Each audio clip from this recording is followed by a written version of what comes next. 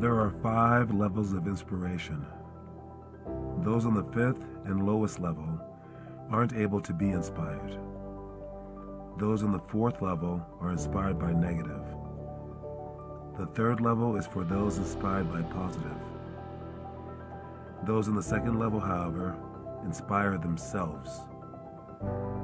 But those on the 1st level inspire others. We must strive towards the top level.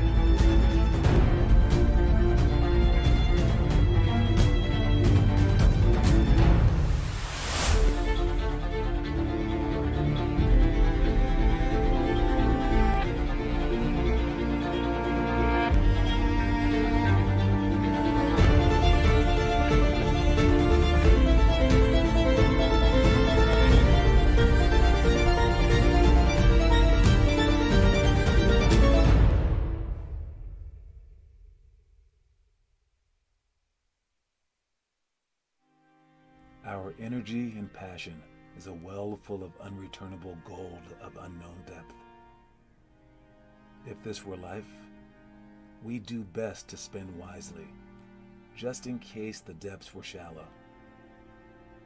But it's a game, so dig deep and spend every piece just in case the depths are infinite. The regret of burning out early pales in comparison to having a lot left in the tank in the end.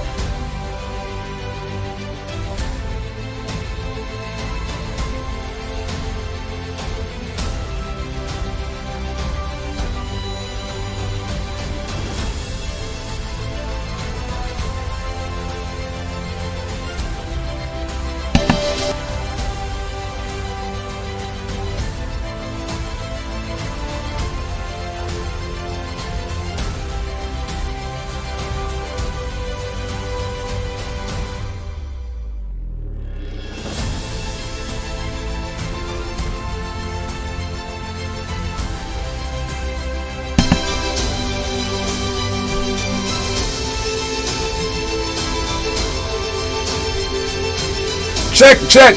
1, 2, 3. Check. What up? What an exciting intro that is, man. Anytime that you come onto the court, imagine if you had music while you were coming onto the court. That would be a That would be the real deal.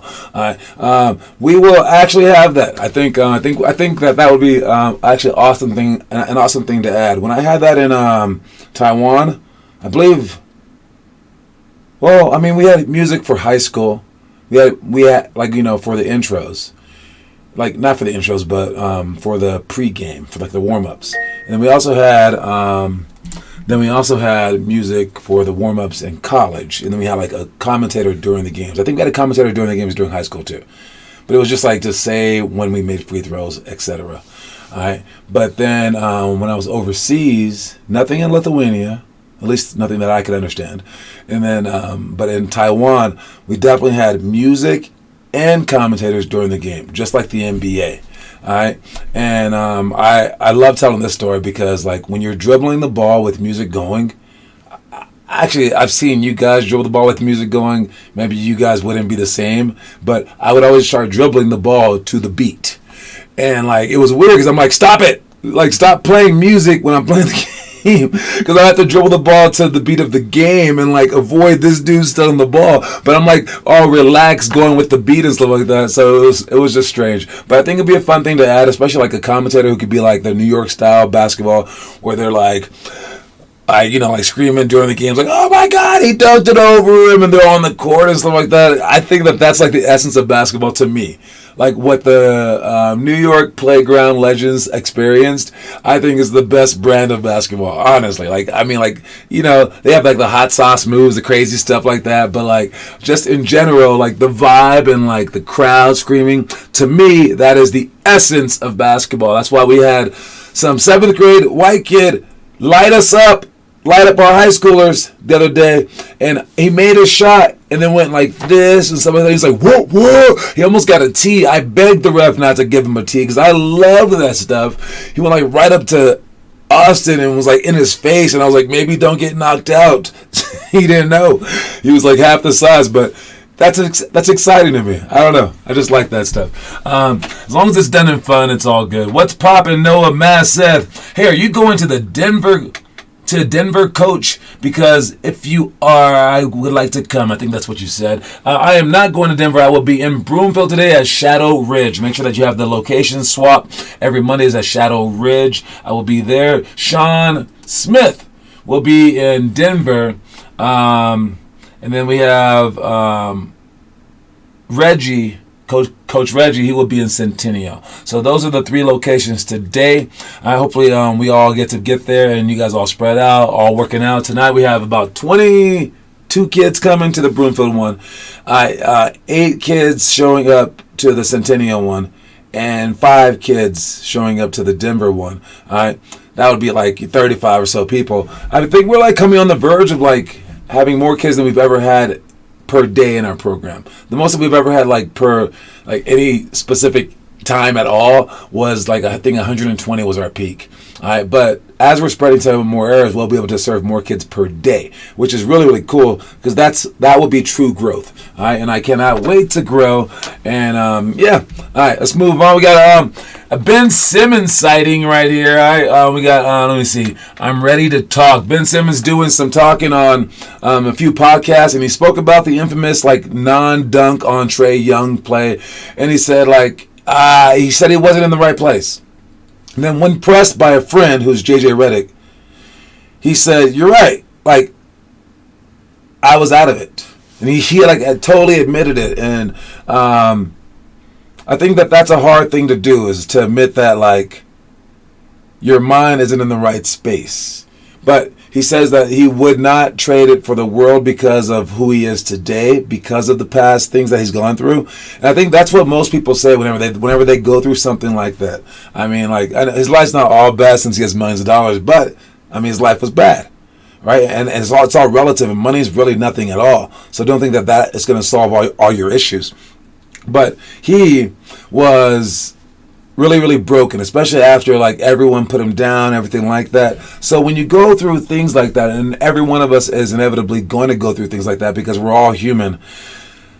1, don't stress too much about it. 2, don't be afraid to work on it. 3, don't be afraid to talk about it. But 4, when you get your chance, allow for the grace to like not put someone else through that same thing. So when you see other people struggling mentally, all right, help them as well. All right. Now, I like to make fun of Ben Simmons too. I think everyone deserves to get made fun of sometimes, no matter what. All right. But if he's not handling it well, leave him be, man. Like, and he's a great basketball player.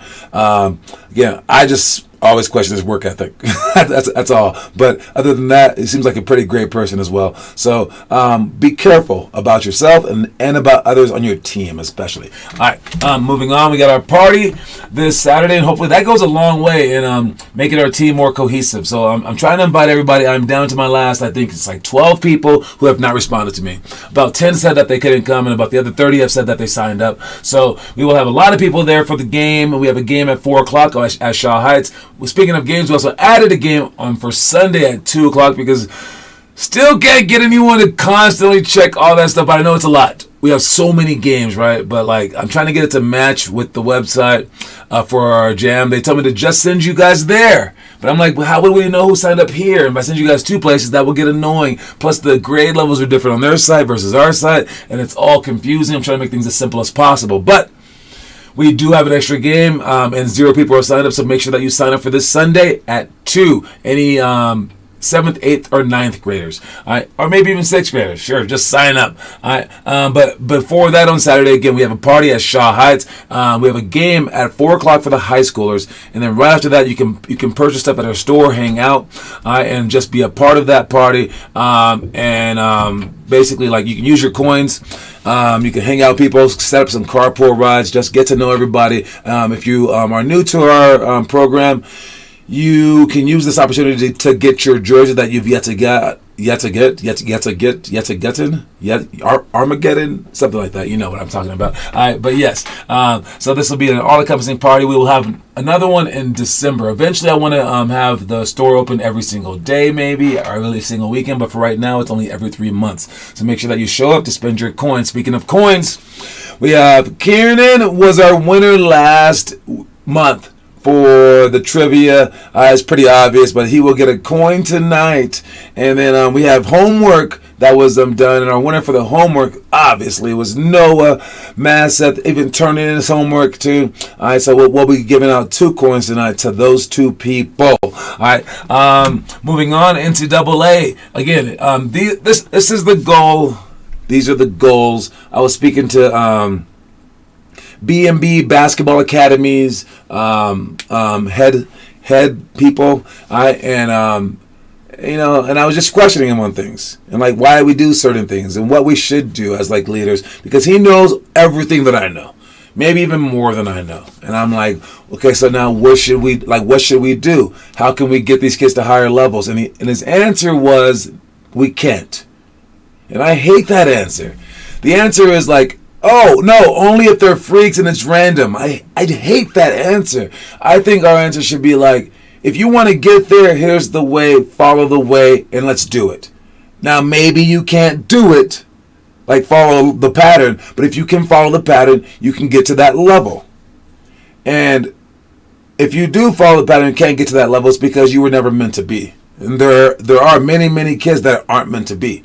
You're counting like any college level, like in the NCAA, like if you count D1, D2, D3, JUCO, NAI2, JUCO, second division, and there's one more like Christian division. If you count all those, I think of all the high school players in the nation, 33% couldn't possibly make it to one of those levels.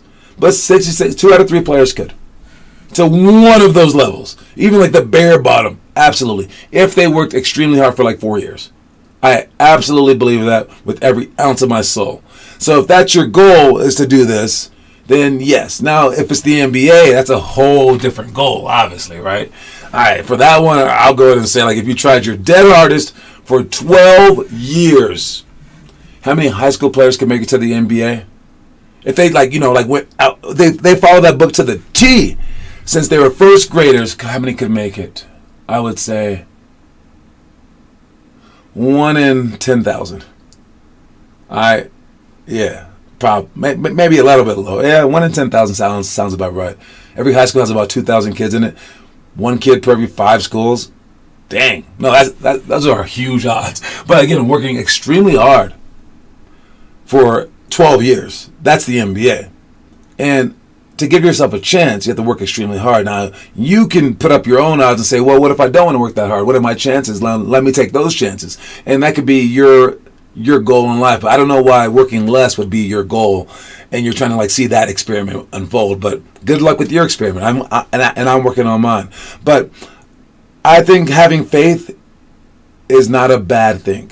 Believing that you can do this is not a bad thing. And honestly, trying to do it is not a bad thing. You can make it bad by like getting your head all screwed up and like putting all your hopes and dreams on this one thing, I suppose, yes. All right, but just the pure fact of like wanting it 100% and focusing on it is not a bad thing in and of itself, especially if you're able to pass those traits on to other parts and other realms of your life. All right, so make sure you guys are doing that. All right, let us move on to the quote of the day. The quote of the day is define yourself. I believe that's the quote of the day. Let me just double check.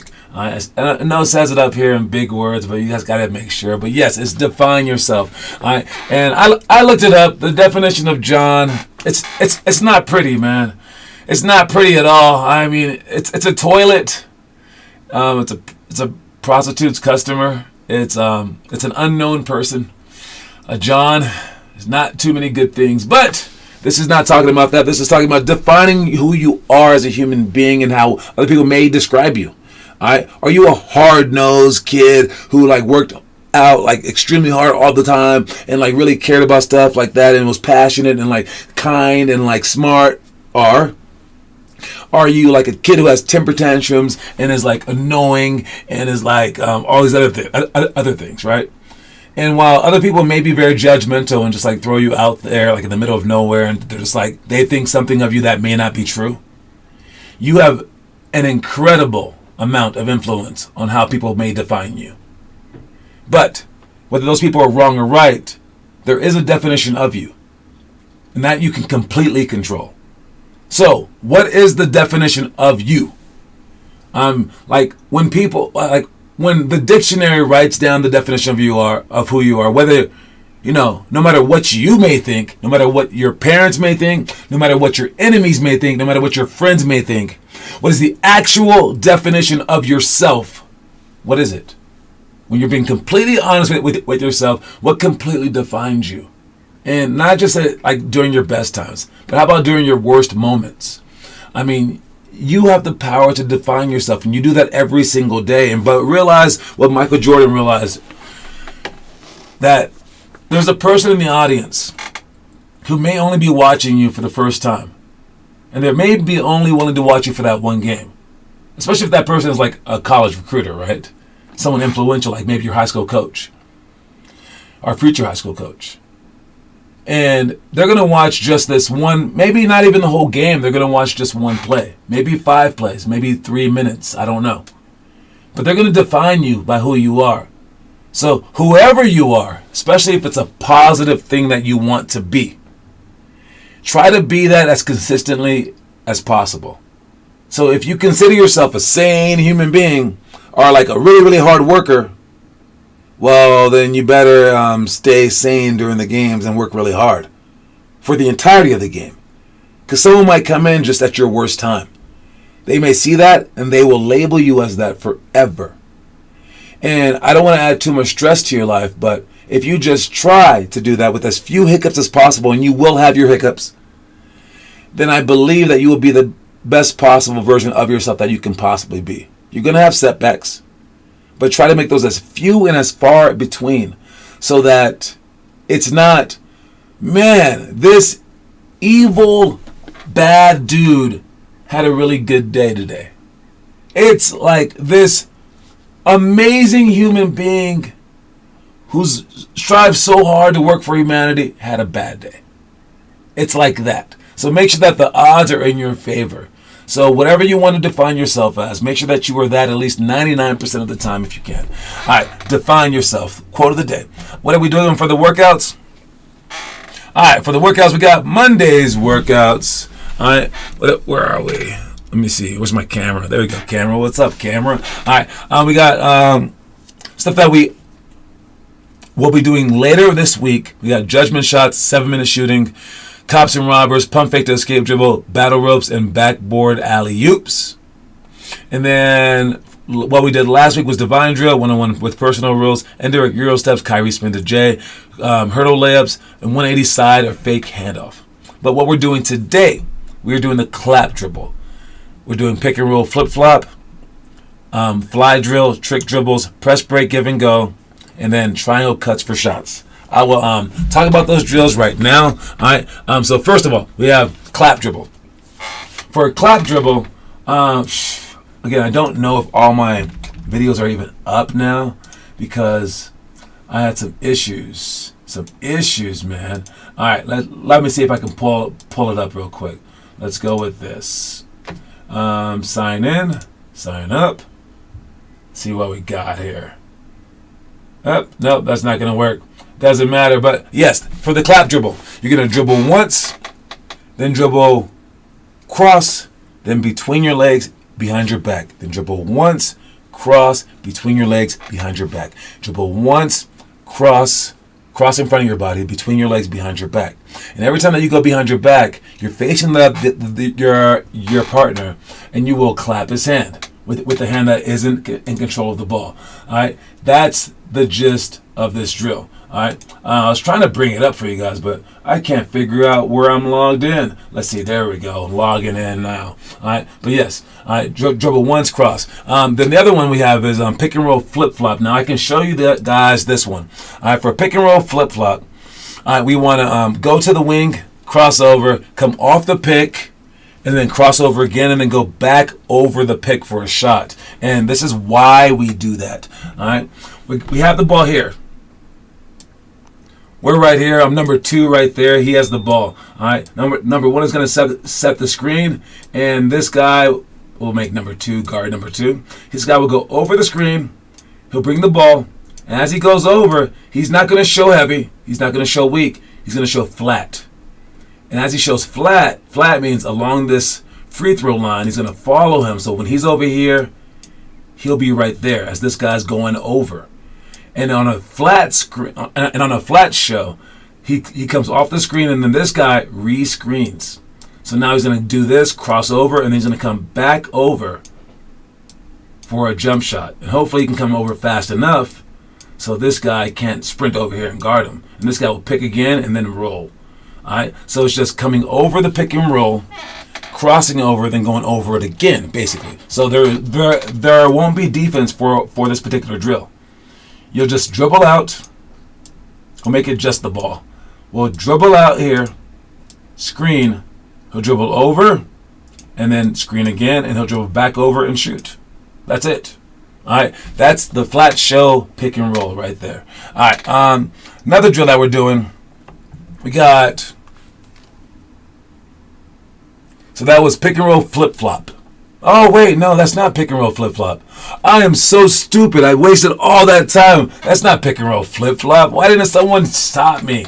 That is pick and roll rescreen. My fault, guys. Pick and roll flip flop is just screening on the opposite side, so it's a lot easier, actually. Watch it again. My fault for anyone who's watching. All right, but yes, so for pick and roll flip flop, this is if they show on the screen automatically, or they show too much, or if they ice the screen. Okay, so again, he's guarding him like this, and this guy's just rearing and ready to show. He's ready to jump. Instead of picking on this side, he's going to run and then pick on this side instead, and then he'll come off and shoot that shot. So same exact thing, except there's no screen and rescreen. There's just one screener. He comes up, stutter steps, and then jumps to the opposite side and sets the screen so he can go away. Sorry about that. All right, now we're moving on. We got fly drill. Fly drill is in and out with the ladder. You're going to step in with 2 feet, step out with 2 feet, step in with 2 feet, step out with 2 feet as you're scooting up the ladder. But you're also going to go behind your back dribble at the same exact time on your tippy toes. So it's 1-2 step in and out while you're going behind your back consecutively. It's called the fly drill. All right. Next one we got is trick dribbles. Trick dribbles can include throwing the ball up, clapping and catching, throwing the ball up, catching behind your back, spinning the ball on your finger, maybe bouncing the ball between your legs and catching behind your back. Any kind of trick dribble that you can think of is this one. Behind your back, maybe to the same hand and throw it back to that way. Any kind of trick dribble that you guys can be doing. Just have some fun with that one. Then we got press break, give and go. All right, for press break, give and go, I'm going to bring you back to the drawing board right here. All right, we want to have a person here at half court. And then we want to have another person right here. All right, these people will be on offense. All right, and there will be a defender right here and a defender right here. All right, we're going to have him dribble up on the side like this, and then have this guy chase him back. Have him follow along. Have this guy chase him back. As he goes back, this guy will sprint toward the middle. This is where we're stuck in the games, because this guy will just be over here running and just drinking milk and stuff like that. And you're like, what are you doing, dude? Get in the middle of the court so we can pass to you. They're just so afraid. All right, so this guy needs to sprint toward the middle of the court as this guy goes back to create some room in between these guys chasing him. And then he needs to pass the ball ahead. And this is where we get Connor to finally pass the ball ahead. But then he doesn't do this part. And as these guys run towards you, you sprint through them and get the ball back. We actually had a successful give and go between Wesley and I believe it was Noah. I'm not sure, but he threw it kind of inaccurately. But again, this is the practice that we need to do. You need to catch the ball up high, pivot, and then pass it accurately to this guy for a give and go. And then we should have a 5-on-3 fast break, basically. All right. So that's the drill. You can do whatever you want for the rotations, but that's how we're going to do it. All right. Next thing we got is our itinerary is triangle cuts for shots. All right, for triangle cuts for shots, the last one that I'm showing here. All right, we got, where is it? My strategy. There you go. All right, so for triangle cuts to shots, we can have a line right here, and then we can have a person here and a person there. All right, so here's the line. We're gonna sprint up and catch the ball. Or he could have just passed it down here. Or lastly, he could start up here and then pass it down there. So there's 3 different options. One, if he passes it right here while this person is up there, he can sprint back door for a layup. And basically, it's any time that we pass to one of these inside guys, this guy, this guy, this guy, one of these inside triangle guys, the other triangle guy switches and goes to this block. Or he'll switch it and go for that layup. If he was here when the guy caught the ball, he switches and goes to this spot. If the ball's passed up top, this person was here, they'll switch and go to this spot. And during the switch is when we want to make the pass. So this guy will drop down, go like this, we'll pass it to them for a reverse miking. Right there. If he's on this side, same exact thing, reverse miking. If this guy catches the ball in the post, it's backdoor for a layup. Boom, pass and score.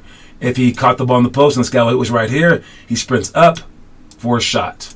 All right, and we go through all 3 of those options. There might be like 6 options if you go with both sides, but that's what we're doing for triangle cuts and shots. And then there's another triangle cuts for shots where we have people on the wing, and this is the one that we're doing tonight actually.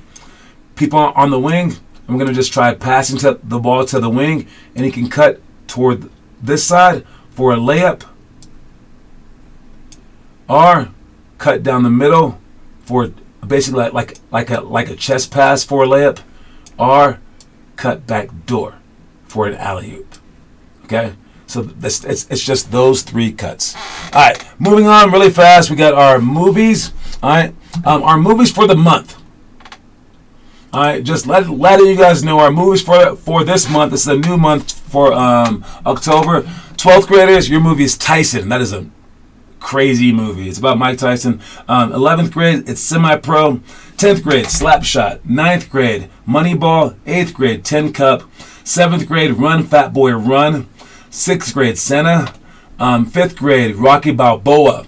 4th grade, Rocky 4. 3rd grade, Miracle. 2nd grade, Sandlot. And then 1st grade movie of the day, or of the month, is Rookie of the Year.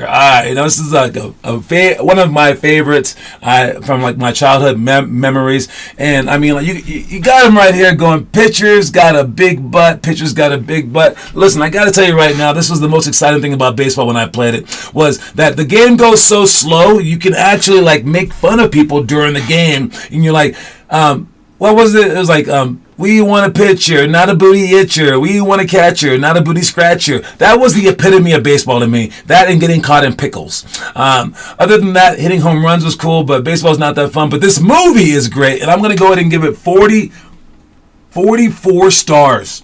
All right, this movie's a great movie where basically this kid, Rookie of the Year, I want to get it right, okay? All right. There's like a few movies like this, but this one is one of the better ones, okay? All right, so he's on Chicago Cubs. Yeah, he catches the ball in the outfield, and he had just had like arm surgery. He loves playing baseball, and there's a thing that for the Cubs, whenever there's a home run hit, everyone throws it back. Like, screw you, we don't like your home run, right? If it's the opposing team. So they told him to throw it back, and his arm was like just in a sling. His arm's like kind of funny now. He threw it back, and he threw it all the way to home plate.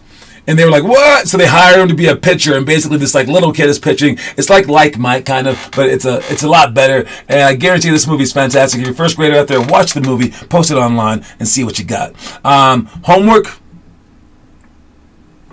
For the homework, it was read through all 10 ball handling clinic tips, memorizing, understanding, then applying these tactics if you're a first grader. Who's posting homework today? We got Noah Masseth doing the Nash drill outside. What? That's pretty cool. All right, great job, Noah. Then we have our trivia question, too, as I hustle to finish right now. We got our trivia question for the day. You got 3 minutes to answer it. I'm going to watch the show after I say the trivia question, so no cool music, but what famous NFL football star did Jason Williams go to high school with? That is the question. What famous NFL football star did Jason Williams go to high school with? And I'm going to play the story of the day during that. Don't run towards your goal. Run through your goal. In a world where most everyone is gunning for that finish line, be sure to set yourself apart by setting your goals just a bit further. That might not only be the exact edge you need, but creating that habit will take you an enormous distance in your overall life.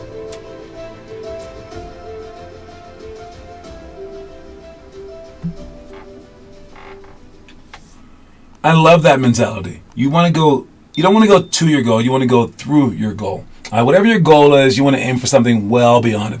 That's what we were talking about earlier with the whole NBA thing and the NCAA thing. Wherever your goal is, you have to go beyond it. All right. So if you want to make the NBA, you got to try to be like the greatest basketball players ever lived, not just like any old NBA basketball player. Right. So aim through your goals. John Elway is a nice guess, but he's not that old. He played in the 90s, so, probably like looking for someone around that age. Nice guess with that question. And the last thing that we're talking about is the Suns really lost to the Adelaide 36ers. I wonder what happened in 36. 1936, probably with it being Australia. What happened in 1936? I don't think that we want to know with Australia. Australia's crazy. But we know what happened in 2022.